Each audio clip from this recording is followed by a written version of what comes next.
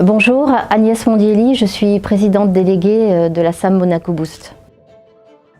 Monaco Boost a été créé il y a un peu plus d'un an dans la volonté du gouvernement princier en concertation avec le Conseil national de vouloir développer une pépinière d'entreprise destinée aux jeunes entrepreneurs monégasques ou aux sociétés créées il y a moins de 5 ans en principauté. Les entreprises qui ont la chance de pouvoir rejoindre Monaco Boost vont bénéficier d'un accompagnement relativement personnalisé de par les locaux qui sont mis à leur disposition et qui peuvent justement évoluer en fonction de leurs besoins le long de la vie de leur entreprise. Ils pourront en bénéficier pendant 5 ans maximum. Donc c'est un véritable facteur de dynamisme et d'accompagnement sur tout le début et le lancement de leur activité. Bonjour.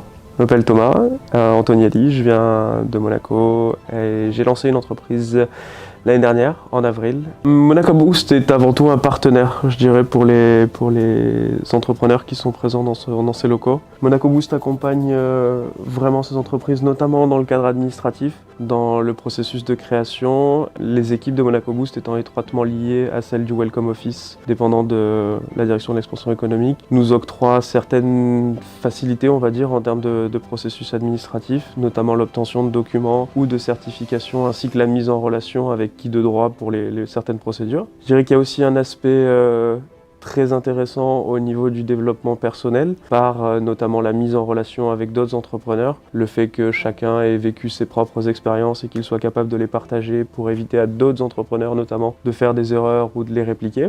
Il y a un aspect formateur aussi qui est très important sur Monaco Boost, avec une volonté réelle de développer les compétences de ces entrepreneurs, notamment dans le cadre d'ateliers de formation ou encore de présentations réalisées par des experts et professionnels de la place, qu'ils soient comptables ou avocats. Et une dernière partie de développement en termes d'affaires, notamment au travers de partenariats qui ont pu être établis notamment avec le Monaco Economic Board et encore avec la possibilité de trouver des synergies et des mises en relation, que ce soit avec des personnes du gouvernement ou avec des entrepreneurs monégasques en dehors de Monaco Boost. Monaco a développé une certaine politique de croissance axée autour de la digitalisation et de l'entrepreneuriat ces dernières années et inscrit aussi sa durabilité dans l'entrepreneuriat, c'est-à-dire qu'elle met à disposition, notamment au travers de Monaco Boost, tous les moyens nécessaires pour développer l'entrepreneuriat à Monaco.